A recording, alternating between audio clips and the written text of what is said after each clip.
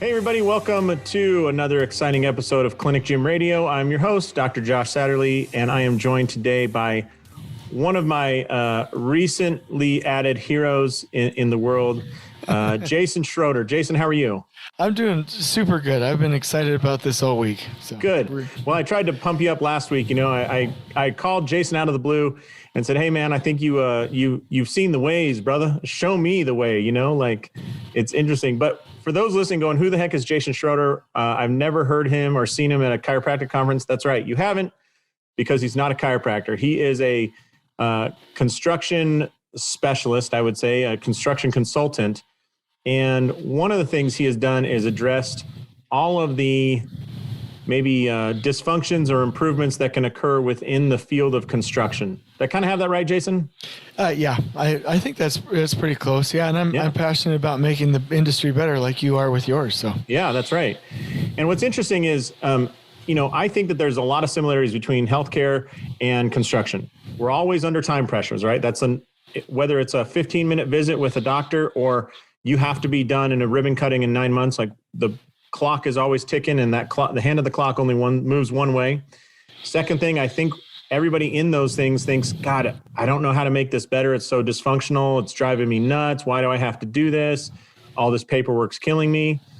And then third, at the end of the day, we all want to be engaged. We all want to be included. We all want to make our imprint on the world. And sometimes we feel like we're being held back from that, from forces outside of ourselves. For us, it's insurance companies. I'm sure for you, it's the owner of the project, or it's the architect who designed it a certain way or whatever. And these projects all are different. So there's no way that we can just standardize this. So here's how to make a soda can. You know, if you're a soda can manufacturer, every single project you worked on is different. Every single patient I've worked on is different. And with that kind of introduction, man, I would love to go after. I want to hear your way of improving the world so that I can take that back to my people and we can improve healthcare. How's that sound? I'm ready. I'm already jazzed about this. So, all right, and that's not false energy either. When you called me and said you're in the medical profession, I'm like, yeah, yes, this is going to be a great opportunity. So let's do this. What's the first thing we're talking about? Yeah, well, let's get an idea where you're coming from. We don't have to go over your whole, boring bio that everybody always shares at the beginning of all these podcasts. But you've been in construction for how long, and what do you do, and how big of projects have you been on? All right. So construction, 22 years. I did not go to college. I came up through the craft, was promoted through the ranks up to a director for field operations and over these projects. So when you see 300, these large hospitals, these big towers or bridges, these are 50, 60, 100, 150, $350 million projects to build, sometimes not even including the medical equipment, right? So I built a lot of hospitals, a cancer center, laboratories. So a lot of the people that you probably go to conferences with, the environments where they work and live and play and learn, including universities, those are the types of large projects that I built. So, and just a quick, introduction to that. Construction declines every year in productivity. Manufacturing increases. So my passion is we've got to turn that around. So let me explore that real quick, because I want to make sure. So here you are working on major infrastructure projects, things like universities and hospitals, and things like anybody in their town could point to one of your projects from a long way away and say, Correct. That's what he built. Correct. And yet you're saying that every year the amount of construction gets done in a year's time decreases? Yeah. The productivity per worker, per dollar invested, it decreases. And it's only a small percentage. It's, 1.5% to 3%, 3.5% a year. But if you compare that to a 15% increase in manufacturing, growth, and increase in productivity in manufacturing, sometimes in the history of manufacturing, 45%, we have a big problem. So, well, hey, brother, we all everybody listening here has dealt with insurance companies where, I remember when I first went into practice 15 years ago, I got $123 per visit. And about 6 years ago, I got $45 or $48 for that same visit. So that's incredible pressure. And they're like, hey, we want more service and cheaper. Okay. So just make both those happen at the same time and smile. thank you, and submit some more paperwork. And you're like, Yeah. At some point, something's got to change. So I'm glad you're seeing that and trying to save your homies from because what that really, I've listened to your podcast. Again, Jason's the number one lean construction podcast. At some point I'll have you throw it out. But one thing that you talk about that I've heard a lot in the world of in healthcare is when you're pushed and, hey, do more of this paperwork and analyze that and do this and do it faster and, do it cheaper and all these things. We as human beings, which you cannot deny your DNA as a human, start to almost despise the people that are asking us to do those things. Mm-hmm. And they're not bad people asking us to do that. They're just getting pressure. Hey, we need this paperwork and this pre-authorization and this form filled out. And they don't have any ill intent on that. But when you don't understand the why, I think that we grow to despise those people. How can they be asking me this and making me do it for less money? And in doing that, that sets up a horrible human to human relationship, no matter what we're aiming at as a goal. I agree. Yeah, I agree. I was taking my daughter to get her learner's permit today at the DMV, and I'm not comparing the DMV to what you do, but the forms and the paperwork, and I'm seeing her, filter 18 different forms with signatures here, and then 80% of the form is waste. Mm-hmm. And I'm thinking, my goodness, this and all of these walls in here that with empty office spaces and everything, it's all waste. Yeah. I don't know if you've ever seen that. One of these days, I'll have to show you. Unless you've already checked out all the Paul Akers stuff, he took a plane ticket. You know how there's all these words, they're different sizes. You're like, where is my gate? And he 5S'd it and leaned it down to where it was just, 5 simple pictures. Where's my gate? What's my departure time? You could get that same information right down to 5 simple pictures and simplify the whole world. But because of the systems and the technology and the software and the developers and bureaucracy and laws and everything, you have this jumbled mess that doesn't do anything for the customer experience. So right, yeah. I know what you're talking about. Yeah, it's fantastic. Well, let's dive a little deeper here because I want people to understand. You just mentioned waste. You mentioned Paul Akers, who's just an amazing leader in that world. But it all comes back to something called lean manufacturing or lean management. And some folks listening may have seen some videos, but may not understand what that means. What is lean as a approach to business operations? Let's take that first, if you don't mind. Yeah, no problem. Lean is a business model to approach it. It's a mindset. Most of the time, lean practitioners don't like it to be just viewed as tools. Mm-hmm. If you ask different people what lean means, they might say the elimination of waste. They might say the elimination of waste and continuous improvement. Mm-hmm. There's just a lot of different thought there. There's 14 principles that Toyota uses as a part of what's called the Toyota production system that they developed in Japan from Japanese mindset, but also Dr. Deming, who was a lean quality champion based around standard work. He created, had a lot of influence with the plan, do, check, act cycle in the United States. So basically, there were some really wise folks from the United States. There was Ford Motor Company. The Japanese took those concepts and developed the Toyota production system. And they are more profitable than the next 4 largest car companies combined. And within their history, they have been more profitable than all other car companies combined from a profitability standpoint. And it's because of this one single concept, and it's based around flow. And you probably hear me talk a lot about it on the podcast. And flow really means that we produce what the customer needs when the customer needs it. And flow drives up revenue and up cash flow and up profits, and it drives down the need for resources. So I'll say 2 things because this is going to get into some fun stuff. I love talking about lean, not just with construction. My definition of lean, as it's tiered, is flow, but that we get flow by first, respect for people and resources.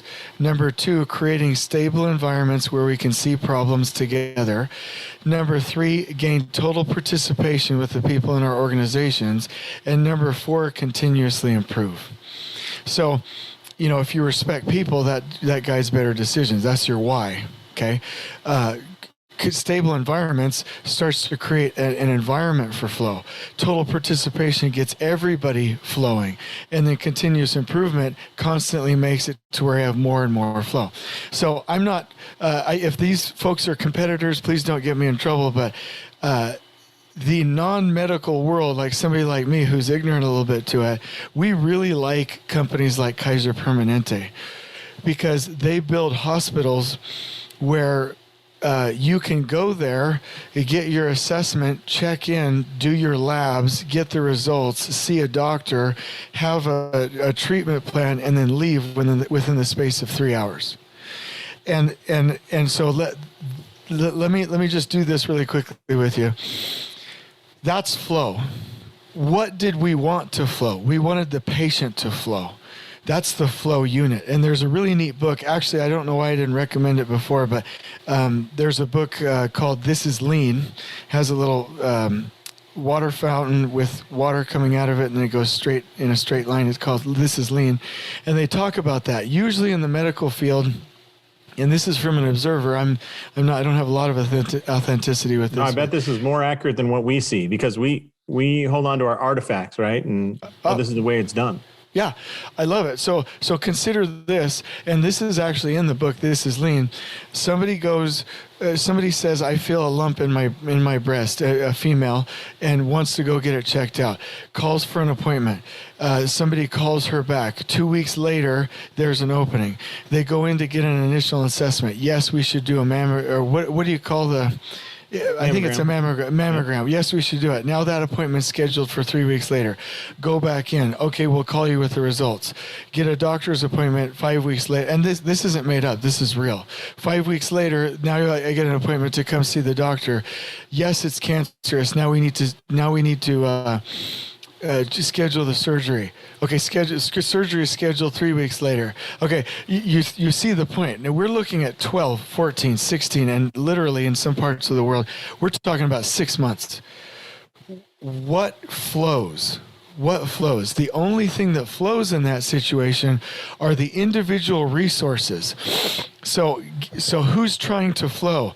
The desk scheduling the appointments is wanting to cram these in, and they want good efficiency. Then the doctor seeing patients wants flow, and they want their resource to flow. And then each individual department, each individual service is wanting to flow independently. What happens to the actual patient? They're like a ping pong ball back and forth, and they don't flow. So the difference is resource efficiency versus flow efficiency. And so a normal hospital healthcare system will really put the patient at a disadvantage and delay when they get their care. And what Kaiser Permanente, a company like they have done, is they've said, we are going to swarm on this one flow unit. We are going to geographically locate our services. We are going to have nimble scheduling systems to where when they come in here, we are going to pull people through that system as fast as we can. And so that's what the Japanese did that made them more profitable. And this, I'll close with this, because I'm sure you're like, gosh, dang it, he won't shut up. But the Japanese said, I don't have acres and acres of warehouse. I don't have all this manufacturing space. And Henry Ford and their group, they would say, I'm going to manufacture 5,000 vehicles, and then they would go park them out in the yard, right? And back in his day, it was all one color. It wasn't what the customer wanted, right? They said, we can't do that. We live in an island. So instead of having an assembly line that just did one car, they said, we're going to have an assembly line. This can build 5 different types of cars. So if the customers order 247 Toyota Camrys, they'll create a little bit of a buffer. They'll make 300 of them, but they'll switch out the tools, and then they'll make 300 Toyota Camrys. And then they've got an order of 147 Toyota Tundras. So they'll switch out those tools and they'll make them. They only produce what the customer wants when the customer wants it. They have flow. And this is the big aha moment for our industry. Why do we lose so much money? It comes from waste. And so there's 8 known wastes. Let's see if I can get them. You're testing me here. So once we overproduce something, then we have an excess of inventory. Once we have excess inventory, we have to move it. It creates additional transportation. It creates defects, meaning it gets damaged. We have to count them. Then we have to overprocess. All of that creates waiting. Oop, I didn't mean the middle finger there. That creates waiting. And then that was all a waste because we didn't use the genius of the team. So there's 8 wastes. So overproducing something is the mother of all wastes. And what happens is when we switch all those tasks, when that flow unit has to go back and forth, and we're not in the right context and we don't focus, the context switching alone wastes so many hours, and the overproduction of paperwork and of needless regulations and of inventorying and of overprocessing, which you deal a lot with, creates our financial losses. And so in manufacturing, the last thing I'll say before I turn it back over to you is if you have an American manufacturing company, most of the time what they'll do is they'll change it from these long assembly lines to they create individual products, and one person or 3 people will take that one piece through the different stations and stay with it until it's done, until it gets to the customer. That's what's called one-piece flow. And so I can't speak to your world, but I'm always impressed at the thought, could we, as a chiropractor or a dentist or a doctor, swarm on that patient, and as soon as they arrive, get them into the chair, into services, taking care of them, asking questions, finalizing the insurance and everything, in and out of the door quickly, to where we don't have a lot of context switching and overproduction. So that, I hope I answered the question. Absolutely. And about 7 more. So I really appreciate it because, that's what a podcast is all about. I love the long form for this.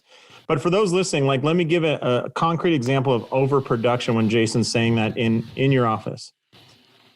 The classics thing in a chiropractic office, a patient has scheduled an appointment. They come in, they're handed a clipboard with paperwork to fill out. And on the first page, it says, what's your name? You put Jason Schroeder. What's your address? 1234 Main Street, Phoenix, Arizona. On the second page at the top, what's your name? What's your address? On the third page at the top, what's your name? What's your address? All of the additional times we write that information, it's all waste. And then you got to go why are we doing that? Well, we need this information in case we ever pull the sheet out by itself. Okay, well, now we're storing inventory, right? We're storing a bunch of sheets that may or may not have usable information and may have a mistake. And then what if the person just didn't want to do it, so they just drew a line through that area because they're sick of writing it for the 5th time, and that's the only sheet you have. Now you have a defect. You have to go back and find that patient file, find their actual name and address, and double check that they wrote it down right. And so you have to be thinking, if I want to eliminate that waste, how do I do it? Well, should I only have them write their name and address down one time? Sure, but then I'm going to hand it to my front desk person who's going to enter it into a computer. Well, then why not have the patient enter it in a computer? Why not have the patient do that at home so that when they come in the office, I already have that information. It's already exactly where I need it, and I can start working on, you're saying, context switching. I don't need to do the insurance thing, the intake thing, and then the exam thing, and then the treatment thing. If I set it up right, the flow could be they walk in, all that information's already in the system. We captured it one time. And now we can get to the value add, which is what they really want. I want my back to stop hurting, and you need to examine it. Cool. Within 10 seconds of them walking in your office, you could have them sit down, which means, I hope everybody's listening intently, you don't need a waiting room. A waiting room is a place for overproduction to occur. It has the word waiting in it, Jason. Can you imagine if on a construction site I said, well, this is the delivery waiting area. You'd be like, we don't do that here. And I'm like, oh yeah. We're going to have a bunch of trucks. They're going to pull up. They're going to sit there. You're going to hand the clipboard to the driver. He's going to fill out some paperwork. Then another guy's going to come along and ask him for his insurance paperwork. And then he's going to sit there. And then finally, if all that's good, we're going to find a place for him to park. You'd be like going out of your mind, pulling your hair out going, how about he pulls onto the lot and delivers? And it's like, well, that's just crazy talk, man. That is impossible. Yeah. Well, so, I think, go ahead. I just want to say, so when you look at your practice, everybody listening, what Jason's talking about with lean and what he did in construction is look at every single place that there was waste and do his best to eliminate it. And how do you find that? One thing that becomes quickly apparent is it can't all fall on your shoulders.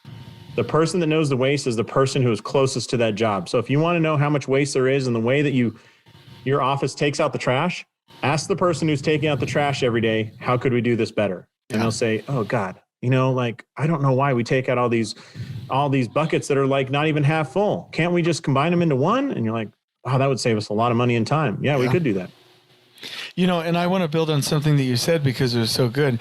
Asking what can we do? I'm only going to give you 45 more minutes to give me compliments, and then we're going to cut this recording off. But go ahead, just right now. That's fine. So I'll get a couple more in because that's me. A lot of people think I'm insincere, but that's just me. I thrive on positivity. So I'm sure there's something you're doing wrong, but in the absence of that, I'll give you the compliment that I see right now. So what you said was brilliant, and continuous improvement to develop that even farther.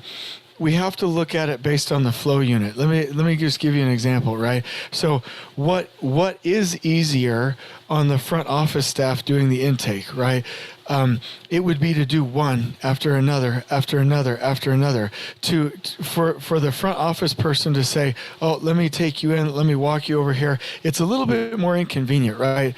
But it's more convenient for the customer. So in my mind, we have to pair continuous improvement, what would make this better, but we have to also say what would make this better for the flow unit, what would make this better for the customer, because what I see is a lot of organizations will do continuous improvement, but they do continuous improvement for themselves, meaning how does my world get easier? Well, my world gets easier if I sit on this desk and all I do is intake forms.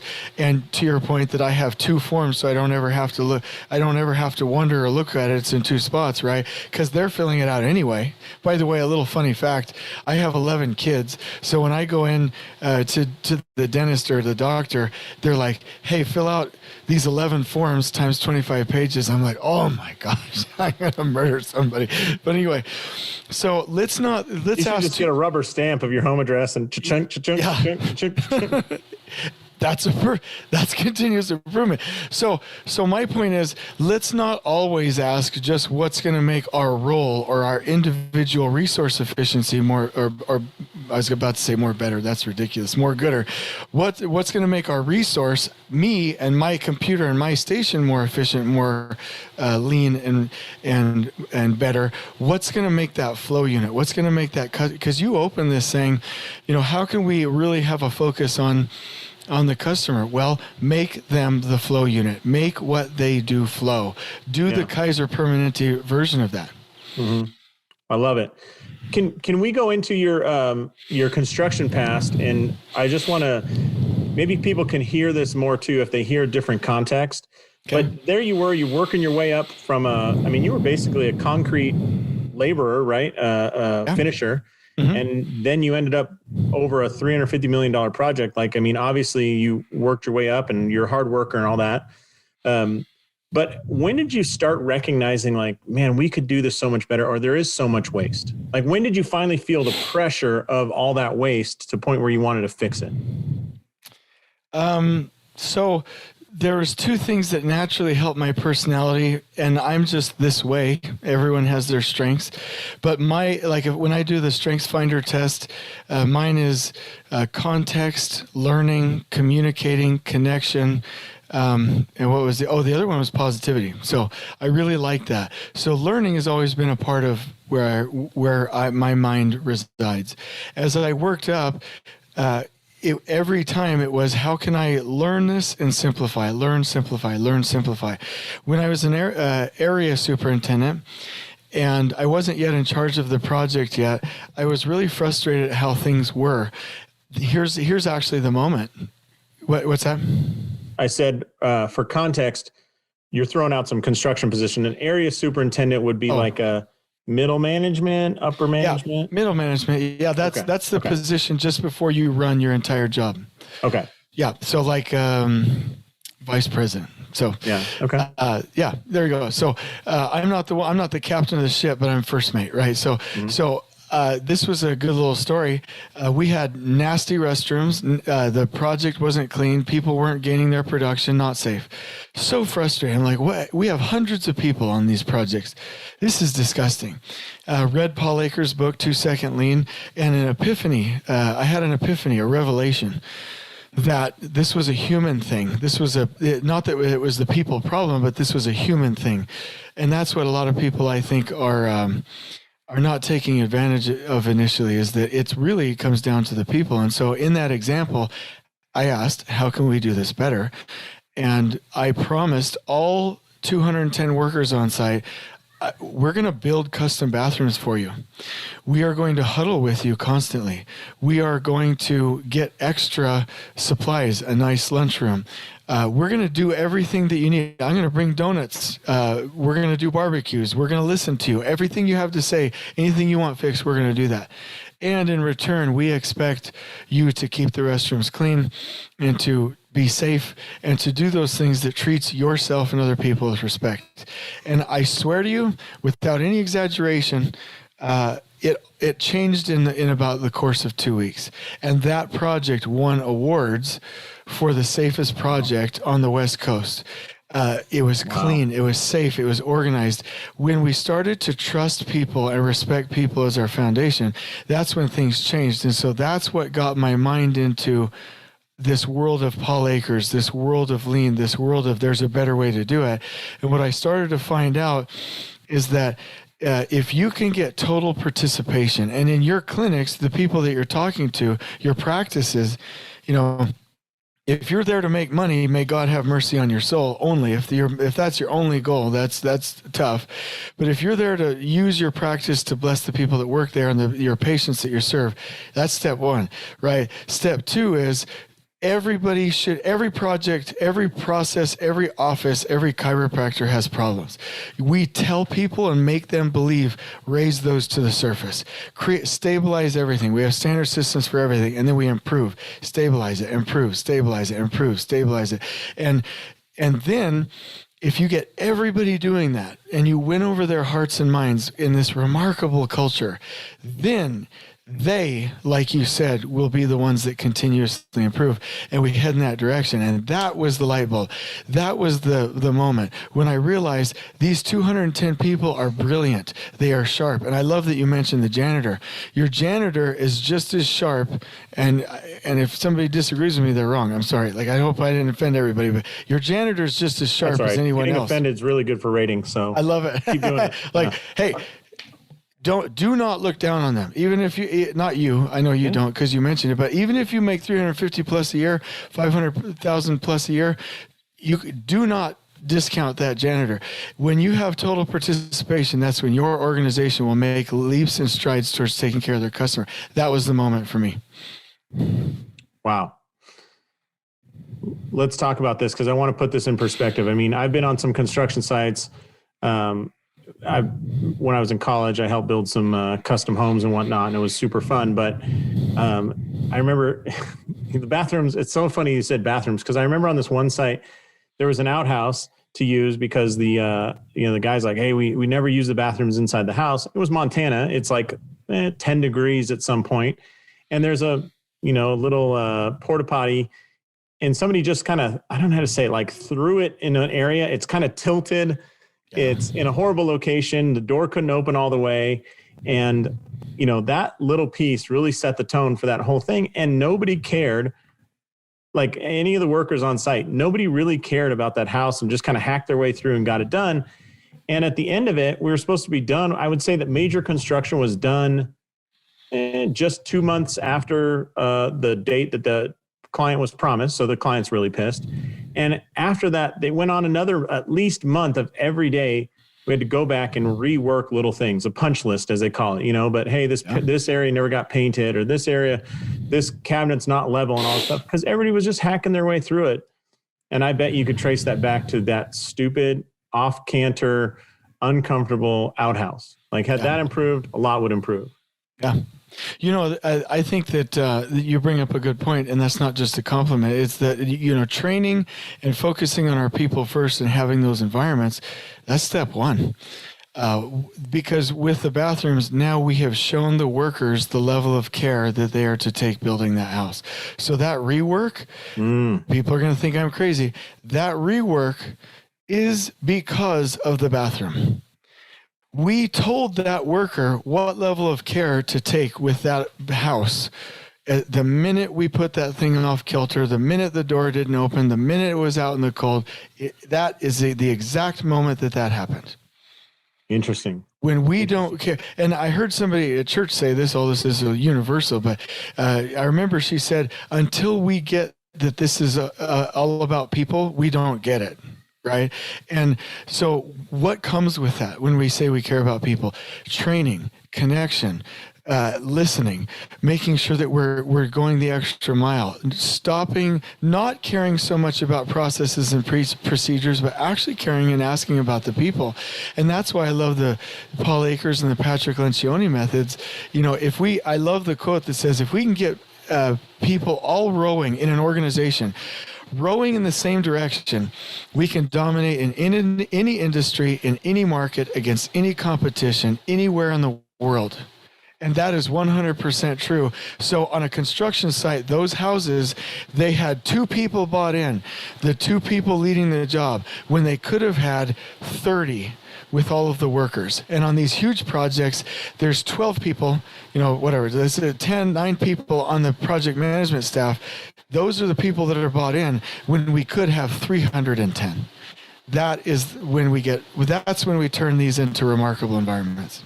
Awesome. I love that you use the word remarkable, by the way. I hear it all the way in your books and in your podcast. And I love it because it is it's like a highlighter marker going through your words, like remarkable, not okay, not good, not nice. We're saying remarkable, Yeah.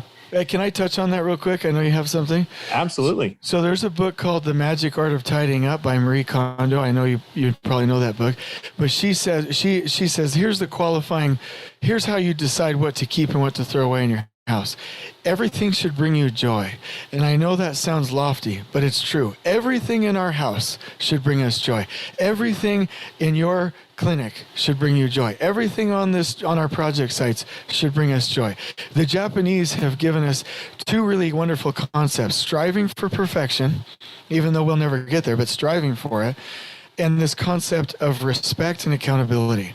You can't respect somebody unless you hold them accountable, right? And so in our house, we have 11 kids. We look like an episode of Hoarders, like when we were first married, with these kids running around. Now we've got people that help us clean. We clean ourselves. We have systems. We have buddy systems. And if we look at something, that shelf just gathers clutter. It's out. I'm done with this. Everything is talking to you. Everything is giving you energy. A pile of clothes on the floor is telling you you're a slob and that you live in a disgusting environment. But conversely, like a nicely decorated shelf that's dusted and clean, or a beautifully decorated wall or painted walls, are telling you you are excellent. And this is a beautiful place to be. And so that is the measure of success. And if something isn't bringing us joy, what Paul Akers says is there's 3 things. Teach everyone in our organization about the 8 wastes. And then I'm gonna simplify this. I hope you don't have to mark this explicit. Cut it out if you don't like it. But waste should piss us off. Like, we should be annoyed like somebody just keyed our car. Pissed off about this. And then give everybody the environment to make incremental improvements every day until the environment brings us joy. And that is when we have environments where customers want to be there, they feel served, and employees have a hard time not wanting to stay at the office because they enjoy themselves so much. I know it sounds lofty, but I'm telling you. I love everything about it. I mean, there's so many good points there that just kind of get brushed over a lot. And going back to what you said about, like, you were on sites with 320 people, and getting them all bought in was monumental. I mean, but the great thing is, if anybody's ever listened to Patrick Lencioni, who Jason turned me on to, which is like The 5 Dysfunctions of the Team, is one of his books. Mm-hmm. The 4, qualities of a remarkable CEO or something like that. Well, I can tell you all of them if you want, but yeah, anyways, he's a great author whose core idea is engage people, make sure that there is absolute clear communication. I mean, whether it's your marriage or it's Jason on site with 320 guys. But here's the thing. one thing that is in there that I hope everybody, this is like, we're talking all about waste and how bad it can go. The great news here is most chiropractic offices are small. They're 1, 2, 5 people, right? And it's so much easier to get 100% buy-in with fewer people than it is with a lot of people. I mean, if you're the president of the United States trying to get buy-in from everybody in Congress, everybody in the Senate, and every member of your cabinet, it's impossible almost. I mean, I'm sure somebody could do it. But here we are running a small company, and we can get buy-in because we can directly engage every person every week. And that's a huge advantage, right? I mean, Jason, would you, I'm sure now seeing in your consulting role, you can get buy-in at such a faster pace than when you were 320 people on site who may or may not be on that site the next day. Totally agree. Yeah. I totally agree. Huge advantage there. So could you help us kind of tease some things out there, Jason, from your expertise? As I know you do a lot of consulting and a lot of boot camps and whatnot for construction superintendents and foremen and all that. But for that chiro out there that maybe has a goal of like, hey, we want to double our practice in the next 3 years, right? We want to have twice as many patients. We want to have twice as much revenue.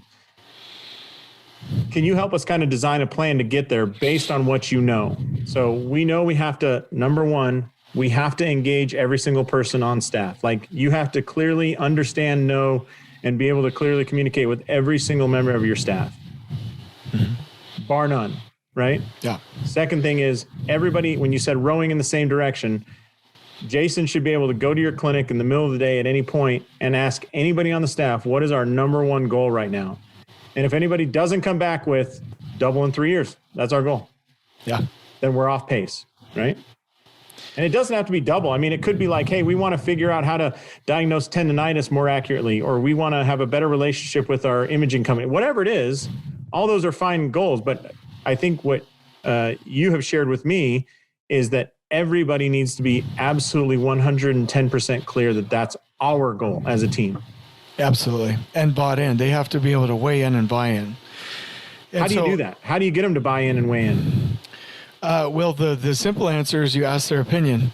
When the systems that you're talking about, and I'll just go through this briefly, the motive means that leaders will build their leadership team first, have hard conversations, manage and mentor and coach direct reports, hold remarkable meetings, and scale communication. If we don't do that, we're not leaders. So we have to have a multiplier leader at that office. The second thing is we have to be engaging those 5 behaviors. Build trust, having healthy conflicts, setting goals together, holding each other accountable, and performing. If we don't have that, then we don't have a team. And so the key indicators there, do your office men or women go home and complain to their spouses about work? Are they annoyed at things and they won't tell you? Are you in a meeting and they're all silent? Like those are signs of dysfunction and a lack of trust. And building that through that Lencioni model is absolutely key. The other thing to your point is, where is this company headed long term? What's our 100-year goal, 20-year goal, and then what's our 6 to 12-month goal? And people need to know that and head in that same direction. And that's what creates urgency. Because if you look at that Patrick Lencioni triangle, if you have a multiplier leader that trusts her or his people, and you engage in those behaviors, you have to have something pulling people through, and that is that urgency. That what is our goal? What is our big, hairy, audacious goal? What is our challenge as a group that's magnetizing us through? If a team doesn't have an emergency, I don't know how much time we have, but doctors in an emergency room, the nurses and the technicians and the doctors, they can be yelling at each other when they're saving a patient on the emergency room floor. They can be yelling at each other and then go in the break room and be totally civil. Why? Because they don't have time to worry about garbage and politics when there's a patient dying on the table. Every company has to have a sense of urgency and a multiplying leader and those behaviors to magnetize them and draw them together. And so that's how you do it. The other thing that's brilliant, and there's a number of books about this, but I would recommend next The Truth About Employee Engagement. This is going to ring true with everybody, and they're going to love this podcast just based on this. Your employees are miserable. Fact, period, end of story. Don't care what you say. If They do not have a person on the staff that personally knows them, their kids, their names, their trials, their struggles. If they don't know how they're relevant to the organization in a deep and meaningful manner. And number three, if they don't have measurement, if they don't know what winning looks like every day. And so I'll close out. So like if I'm working for you and I'm upset, you either don't know me, or I don't know how I'm relevant to this organization, or I don't know what winning looks like every day. What am I supposed to do? Come in here and file paper? That's why the customer focus improves that. I'm not here as a paper pusher. This isn't just a day in and day out job. The person that walks through that door, as they walk through here, if they haven't felt joy by the time they end, then I didn't win today. And that's why in the book, The Truth About Employee Engagement, where they're talking about a pizza company, and he said, don't measure orders, measure smiles. How many people that went through this drive-through smiled at you? That is the measure of your success. And then that business started to double, because we're always taught, prospects, increasing the percentage there, increasing the number of sales, increasing the price of our product, and increasing repeat customers. Like that's business MBA 101, right? You do that and you multiply your business exponentially. How do you do that? With engaged employees and a focus on the customer. So one quick example, I know I'm talking too much. There's a hotel, I can't remember if it was in Scaling Up Excellence or the Power of Habit or the Power of Moments. I can't remember. But I think it's in The Power of Moments. And if any company wants to read a great book, read that, The Power of Moments. It's also Chip Heath or Dan Heath, one of the. Yeah, I think it's Chip and Dan amazing. Heath. They talk about the popsicle phone, and there's a normal hotel, nothing super special, but at the Magic Castle Hotel in LA. I love it. Yeah. So you can just go up, just open the phone. I need a popsicle. And that right there created a moment. It anchored them. It made them feel special. So if I'm somebody in a chiropractor clinic, I would tell everyone in the office, how many smiles, how many moments can we get? At least one per person. As they're leaving this office, they've remembered that as a high spot of this day. Is it a popsicle? Is it a moment? Is it a compliment? What is it? Well, let's get creative. And let's let them flow through this office and always be improving that. I love it. I love it. I love it because it's simple, right? All I have to do is get down to communicate and understand the people I'm with. And yet it is so hard in execution, right? Like it's so hard to week in and week out engage those people and understand what they're truly, really about. I had a little story for you. I had a friend, and she runs a very large financial company out here in Las Vegas. And she was saying that she set about to understand every one of her employees, to get to know them. Mm-hmm. And she had this woman that she had struggled with for probably 2 years. And just productivity was not that high. She was a nice enough person, but kind of, I don't know how to say it, skittish, and didn't really offer information at the right time. So she sat down and she said, "What's really important to you?" And the woman said, "What do you mean?" And she said, "I really want to know what's important to you, because honestly, I'm not hitting it. Like the boss was saying, I know I'm not hitting what's important to you because of your actions, like, and the way you are. I just think that there's more inside of you and I'm just not getting it. And I want to know." And she looks over her left shoulder, looks over her right shoulder, and she says, "Security, personal security." And she's like, the boss is like, "What?" She's like, "Yeah, unfortunately I've been in a few abusive relationships and I'm very scared of personal security." She said, "So what would you like us to do?" Like, I wasn't ready for that answer. "What would you like to do?" She's like, "Well, I'm nervous to ask you, but I'd really like my desk to face the elevator so I can just see who's getting out. And if it's okay, I'd like to have the security guard walk me out to my car every night." And Mary, my friend that's a boss, like, "Done. I mean, if that's what matters to you, like, I can't believe we haven't done this for you yet." Yeah. But she said she had to sit down and say, like, what really matters to you. And that it wasn't going to happen in a meeting. It wasn't going to happen anyway, but one-on-one meeting of getting to know her and understanding that. She said as soon as she turned her desk to face the elevator and allowed her to have the freaking security guard walk her to her car every night. Mm-hmm. And Mary, the manager, said, "Move your parking spot up. We'll give you a parking spot that's the shortest distance from the door to the car." All these things. These are easy things. She said productivity went up like triple. just unbelievable, knocked out of the park because she understood that person. Now, most of the people don't identify personal security as their number one thing that matters to them. Yeah. But there's something that they want. There's something they want to be engaged about. And there's something where they have to trust that you understand them. Amen. And going back to your thing about the ER, like we can yell and scream if we trust each other.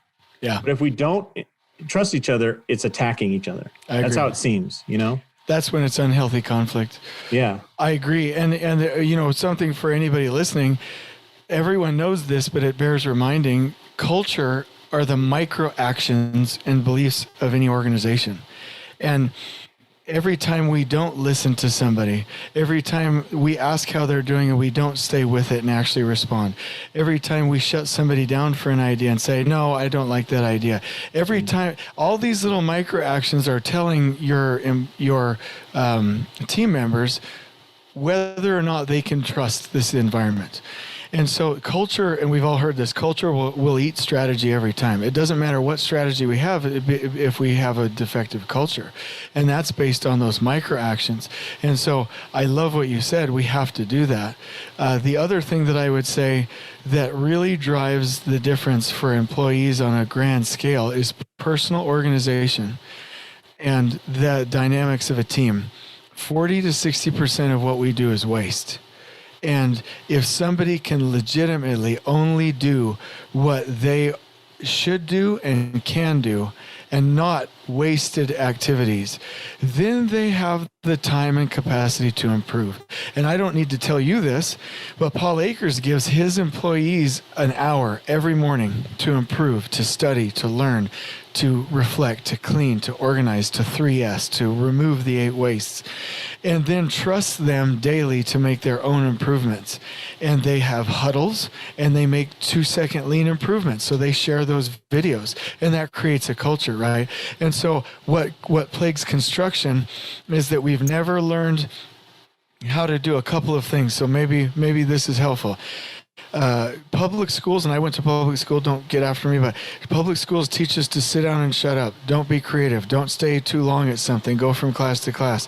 You get your relevance from the social group that you're a part of. You're intellectually and emotionally dependent on the teacher, right? And now all of a sudden, Josh, Dr. Satterley, is like asking everyone to speak up. Well, okay, that's great, but there's 24 years, 18 years of mental programming that went against it. So our cultures have to be that much better, that much more progressive, that much more intentional to pull people out to where they'll actually speak up. And I would say that the fact that we never learned to delegate, to speak up, to hold people accountable, to organize our time, to eliminate waste hurts us. And then the last thing that I would say is that the thing that made us great at what we do is the very thing that's hurting us from being the leaders we want. Meaning we were told by our parents to be loved, that we had to work hard. Now that concept of working hard and being busy is the exact same thing that puts us in a pile of waste. That motion that I have to be busy, I'm going to do extra work, I'm going to do this, is the thing that's holding us back from saying, no, I'm not going to do that wasteful activity. I'm not going to be overly busy. I'm not going to want to look busy to get my relevance here. I am going to be as efficient as possible so that my spare time can be spent on improving and taking care of the customer. So personal organization and the health and balance of the team are the two biggest things, the first things I always start with, in addition to the culture and the team, because without the capacity to improve, we don't do it. Without the time to take care of the customer, we don't do it. And we have to redefine what success looks like, and it's not motion. I want everybody that listens to your podcast to know motion is waste. Busyness is waste. All of it is waste. You should be so good at getting, like you said, let's put the entry forms online. Let's get them in the door. I don't even need the stinking waiting room. You should be so good. Then you're like, okay, I've got 45 minutes. Well, heck, I'm going to go get that patient a Diet Pepsi because, I'm just making something up. But It's about the customer. And we have to have, in order for us to elevate somebody else, we have to be on higher ground. In order for us to loan money, we have to have money. In order for us to consult on health, we have to be healthy. In order for us to give advice, we have to have wisdom. And in order for your people to deliver a customer experience that's remarkable, they have to have the capacity and the time to do it. Yeah. Man, you're inspiring me for what is possible in healthcare. I mean, we're not even 1% of the way there, right? Like that's what's exciting is this chance at improving every day, constantly refining it. I had an experience the other day. You'll like this, that just told me how close we are. So, when a new patient comes in, I want to do a neurological exam to make sure that if they're telling me their back hurts or shoulder hurts, that it's really the muscles and the joints and the things we don't really need to worry about. But one of the things we're always concerned about is their neurological system, their nerves and their brain and all that. So we always do like an exam, and I check your reflexes, the little hammer like on your knee. And then I have a little thing that checks your sensation, like does your skin feel the same side to side? And then we check your grip on either side to make sure like you can activate your muscles. Mm-hmm. And there's a couple other things. And so I in my office, I have a workbench with drawers instead of cabinets because you'll find out why. After watching a bunch of Paul Akers videos, I was like, you know what? I'm going to change the way I examine people. Instead of just going off of what I remember to do at that time or what I think I should do, I'm going to develop a fail-safe system. I think they call it Poka-Yoka or whatever. Yeah, Poka-Yoki. Yeah. I took Kaizen foam, I put it in the drawer, and I put the 4 tools I need for the neurological exam. That's awesome. And I go up to the patient, I say, all right, we're going to do a neurological exam. So I have these tools I'm going to use, and I take them out and I put them on top of the workbench. And then as I do the exam, I put it back in the foam.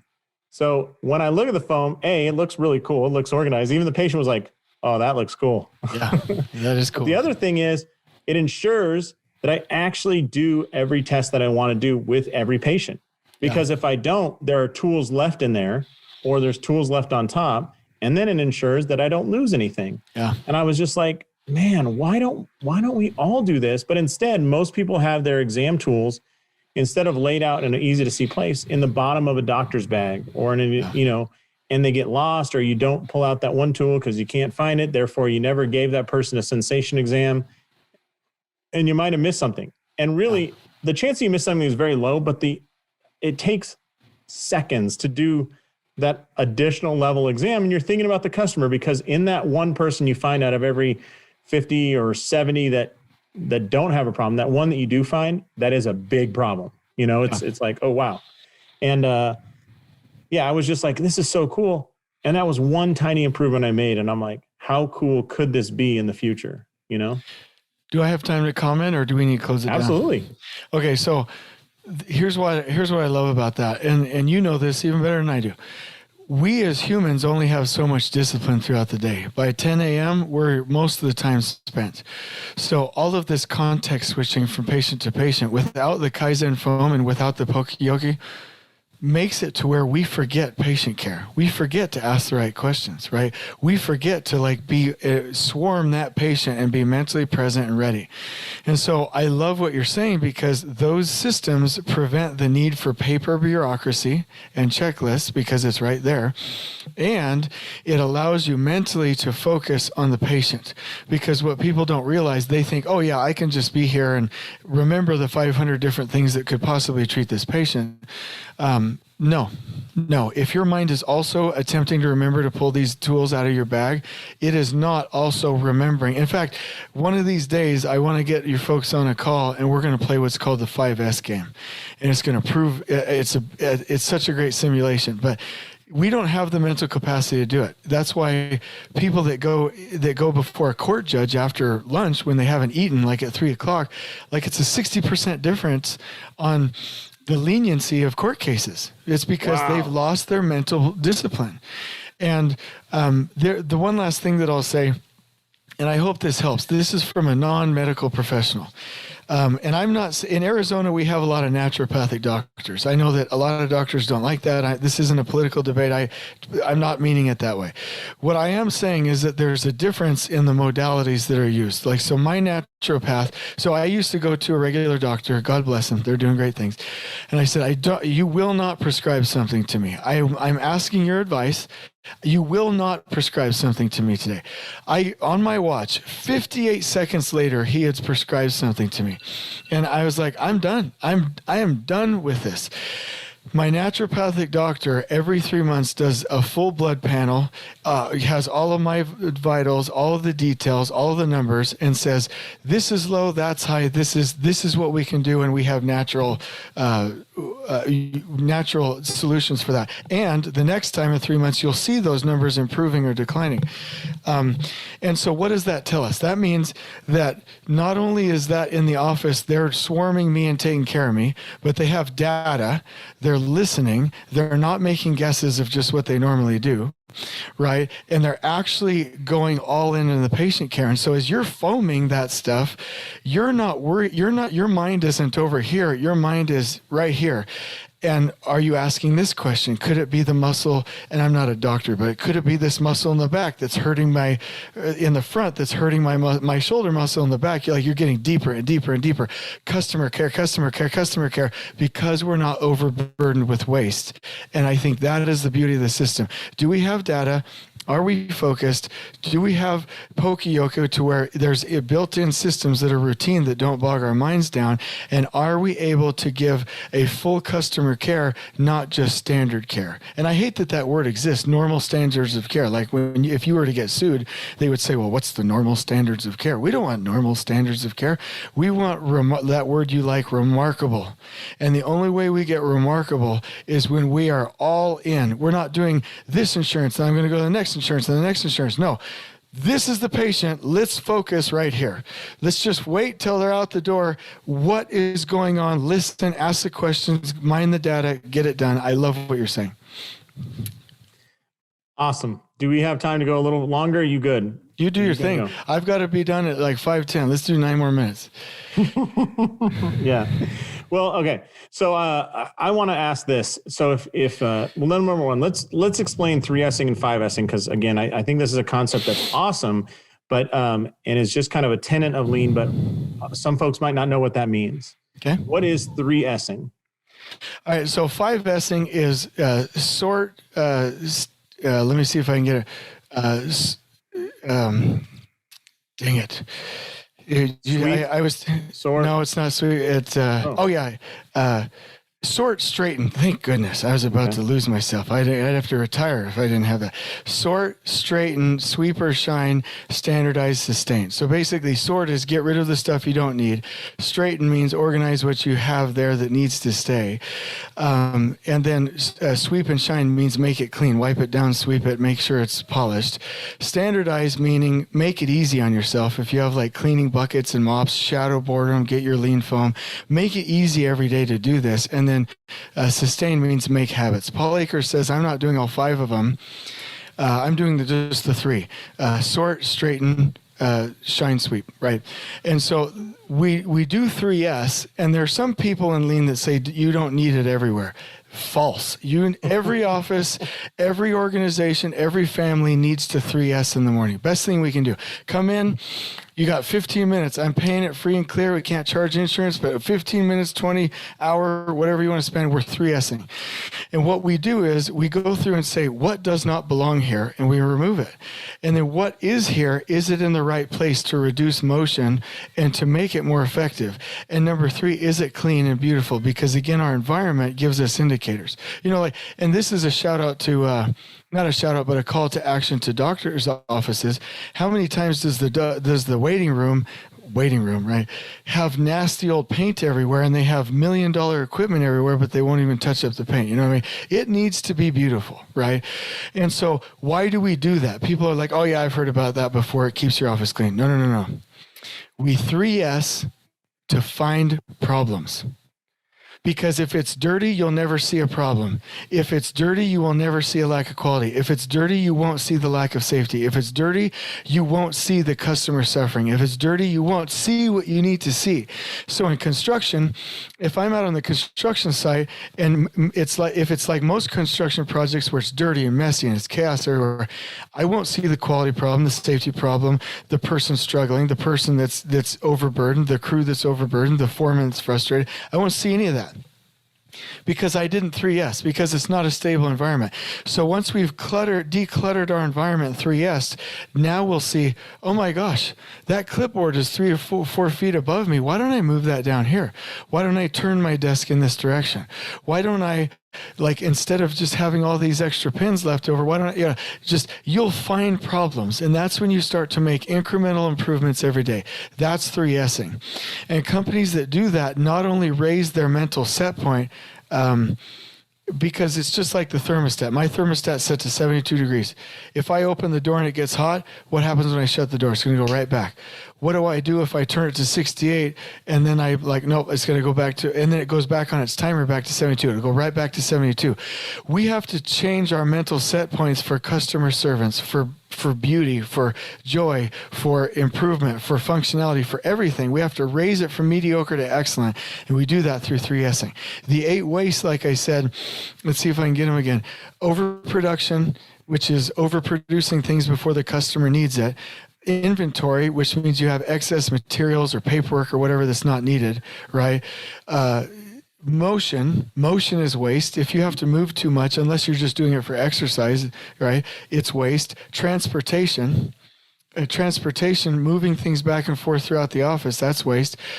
Defects, right? If we're pushing things forward and it's defective, and even letting the patient leave without a full form of care is a defect when they have to come back to the office.